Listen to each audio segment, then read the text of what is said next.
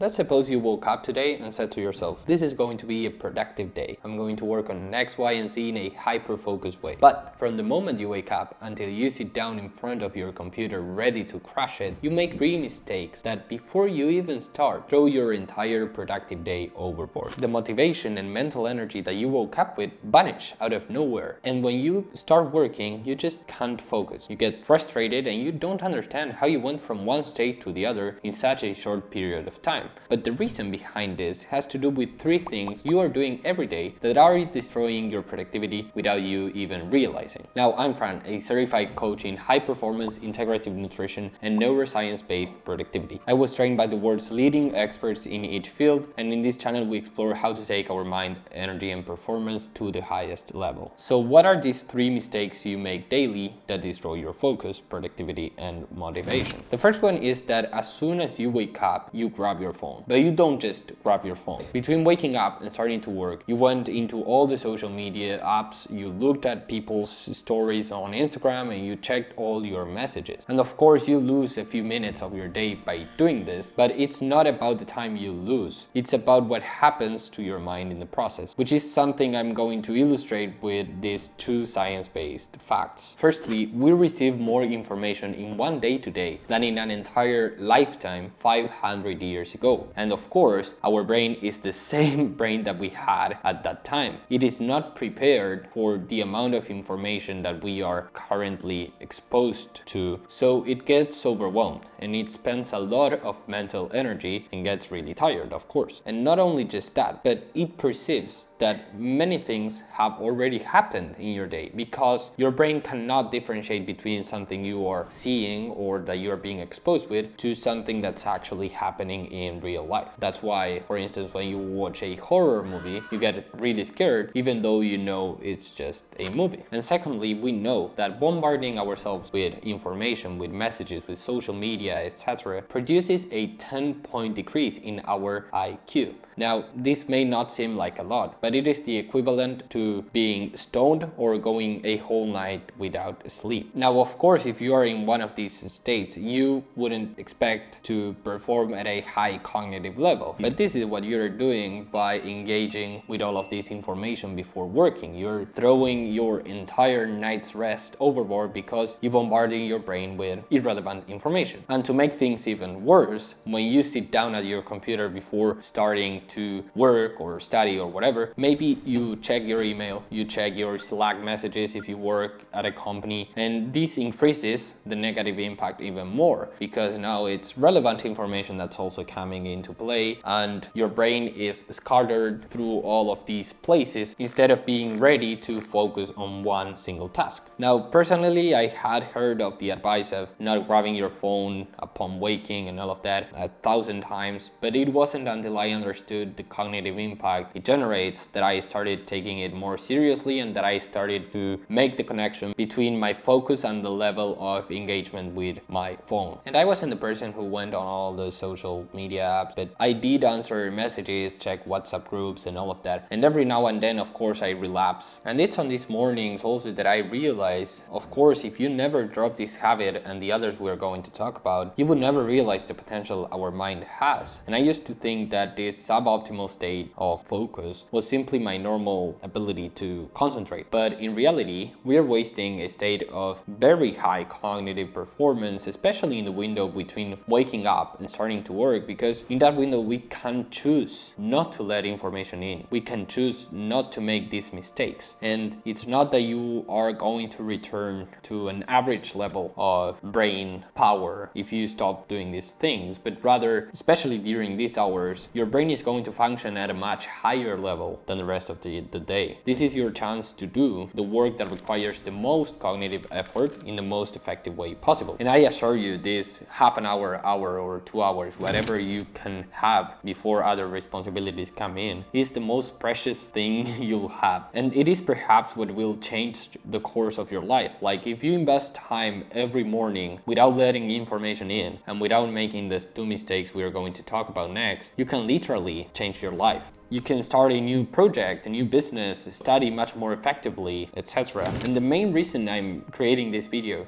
is to give you back that state of maximum absorption and concentration that you lost today, but that you can access very easily. It's a superpower that we all have, and it just drives me crazy that only a 1% of us are using it. And this is the secret of highly effective people, right? The ones you ask yourself, like, how can they do so much and still take care of other important areas of the life, like their health, their relationship, etc. It's because of this. And I assure you that these people wouldn't be able to do even half of what they are doing if they weren't using their cognitive resources available first thing in the morning after waking up. So that's mistake number one. Now let's jump into mistake number two, which is being in what I call a dual focus mode. So let's suppose you block this time in the morning to study for an exam you have next week. And let's say you follow the advice of not letting any inputs in before starting to study. But without realizing it, you are already making another mistake. And this is the one of giving your brain two tasks at once. You are giving your brain the task of studying, and you are also giving your brain the task of figuring out what to study, because you didn't determine specifically what you were going to study before the focus session, right? So the brain will try to figure out what's most important and how to maximize your study time. So you'll probably start with reading some material, a couple of pages, and either when you get bored or you lose concentration, you might say to yourself, oh, there is this lesson over here, this summary over here, which is much more important. Let me start with this first. So you'll jump from one thing to another thing, and you won't be able to focus in any of them because you have this dual focus. There are cognitive resources allocated to the task at hand, and there are cognitive resources allocated to figuring out what the best task at hand is. And of course, in this process, you bombarded yourself with information and you accomplish very little. So you get frustrated, your brain gets tired, and after a while, you feel like it's not working, that you are not being able to focus. In the background of this, there is something called the Zeigarnik effect, which is operating, and it's making your brain tremendously tired. And we'll talk about the Zeigarnik effect, what it is, and how it's negatively impacting your mental performance in a bit. But of course, when you come back to the task after all of this process, as we mentioned in the mistake number one, things aren't the same as before. And you won't have the level of focus that you could have had if you focused on one thing. You didn't allow any new information to come into play until you finished that task, and then you move on to the next thing. And of course, if you, let's say, started your morning by grabbing your phone and going into all the social media stuff and all of that we talked about, you still have some sort of hope with a few strategies that could help you sort of reboot your brain and give you the opportunity to have some great productivity in your day, even after having received a lot of information. And we'll be covering all of this stuff in future videos, of course, but for now, know that it has to do with how you take your breaks. And you want to operate as if you were a light switch instead of a dimmer. You are either on or off, not in between. So when you are focusing, focus, and when you are resting, rest. Don't rest using your phone. Your rest has to be totally disconnected and unplugged and without new information coming in. That's how your brain actually rests. You want to avoid the middle ground. So go for a walk, meditate, do some sort of breathing exercises, or simply lie down for a while, maybe take a quick nap. That's a really great way to have a brain reset. And just wanted to mention that because it's not like you started your day in a bad way, so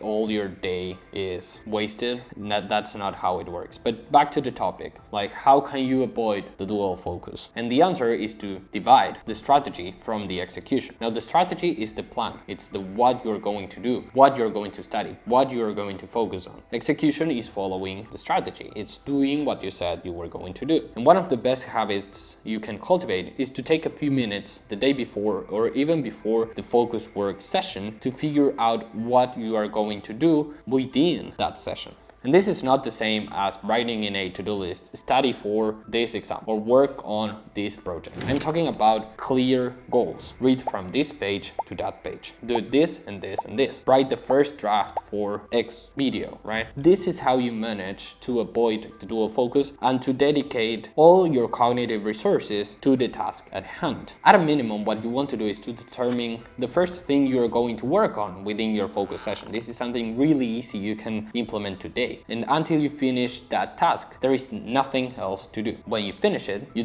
go back to the strategy. Like within your focus session, you might say, okay, let's read from page 20 to page 22, right? And you read those 2 pages. And after finishing that, you determine the next best action. But you're still dividing the strategy from the execution. You are just moving from one mode to the other, choosing what task you're going to complete next, defining it, and moving on to executing it in a hyper-focused way. Of course, ideally, you would create a plan for the whole session and you would execute that so that you don't go from one mode to the other between the focus time, right? But even if you do it this way, you'll find incredible results. And managing myself this way was one of the best changes I could have made for my own productivity. I always tended to start tasks and jump to other ones before I finish the one I started whenever I get bored or stuck. And I don't think there is a better recipe for being busy all day long but not getting anything of value actually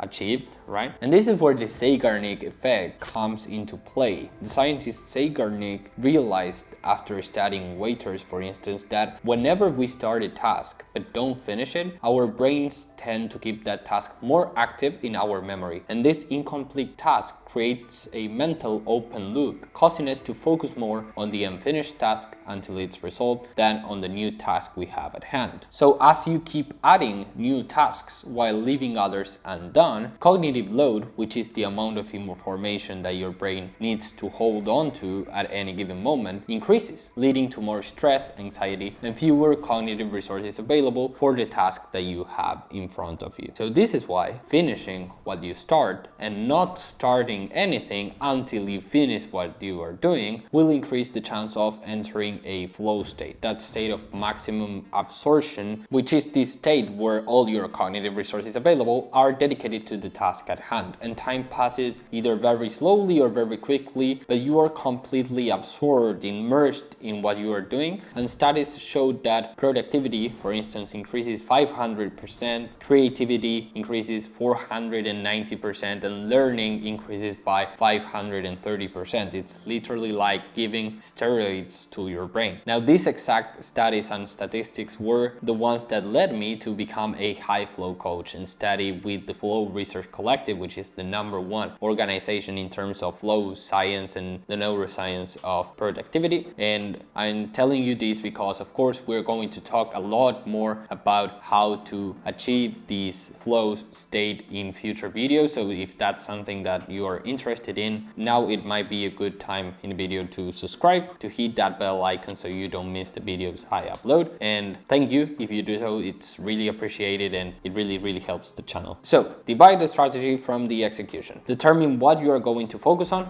it until you finish it. Determine what you're going to focus on next. Operating in this way will increase your cognitive performance massively, but we still have one mistake that we need to take care of. And that's mistake number 3. It's about having an environment filled with possibilities of distraction. Now, I want you to remember this equation. PD equals D. The possibility of a distraction is a distraction itself. And what does this mean? Well, let's suppose you start working, hyper-focused, you haven't made either of the 2 mistakes we talked about earlier, you have your plan, you didn't look at your phone, etc. Great. Now, what's the 3rd mistake you might be making daily that won't allow you to concentrate even if you did all of this stuff? The 3rd mistake is having possibilities for distraction. You may not have gotten distracted, but for instance, if I were to have my phone next to me while recording this video, even if I'm not using it, and even if it's in airplane mode, it is a possibility for me to get distracted. And the more possibilities for distraction you have available, the more cognitive resources your brain will devote to blocking that possibility of distraction. And by having possibilities of distractions available while you work, you're going to exert at least some sort of willpower to not get distracted and to stay focused. So again, if I were to have my phone next to me, I would be exerting willpower and dedicating cognitive resources to blocking that distraction because I do want to record this video. I don't want to grab my phone. But the phone being there, even though I'm not using it, is already distracting me and putting me in a scenario that's not optimal for peak performance. So the solution here is to design your environment. You want to play offense, not defense. So if I had my phone next to me, I would be playing defense, right? The phone attacks me and I defend myself with willpower, trying to stay focused on what I am doing. But if we are after complete concentration and eventually entering a flow state, the solution is to take a totally opposite strategy and play offense. And you do this by getting rid of the possibilities of distractions. And for instance, to tie it back to the mistake number one, if you don't want to grab your phone upon waking, don't sleep with your phone next to you. Buy an alarm clock if you need it, put your phone in another room, leave it inside a drawer or whatever, and don't grab it until you finish your deep work focus session, right? And for those sessions, build yourself a focus temple where you know, like, you go in there, you have no possibilities of distractions. And I'm not only talking about the physical environment. On your computer, for instance, block the websites that distract you, block even the quote-unquote productive apps that you go to when you deviate from the task you have at hand, instead of trying not to engage in those websites. Hopefully you understand the difference between playing defense and playing offense. By blocking the websites, by blocking the productive apps, you can't get in there for the next half an hour or 2 hours, so you have no choice but to focus on what you decided to focus on.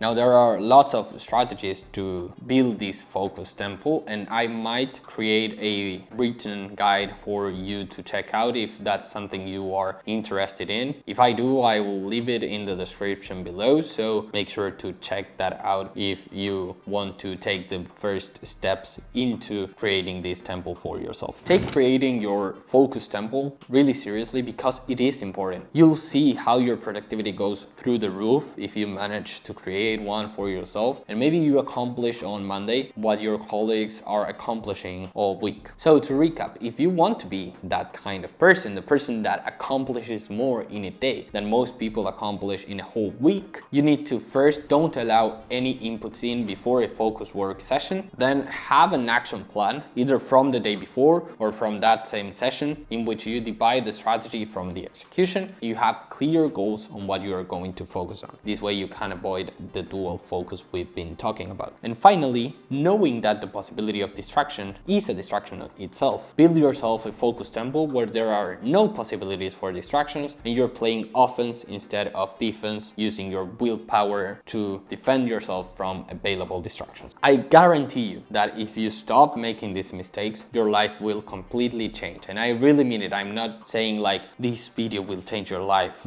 in a clickbaity way. It's real. And maybe what used to take you 3 hours will take you an hour or less. So you'll have more time to either keep boosting your results, your business, or to prioritize other areas of your life that you are sacrificing today, like your health and fitness or relationships, because you can't keep up with everything you have to do in your work, in your studies, etc. So I hope this helps you. I hope you've taken something away from this video, and leave me a comment about what you are going to apply in your life today. It's really important that you move from theory to practice and not just say, oh, this makes sense, and don't apply anything of what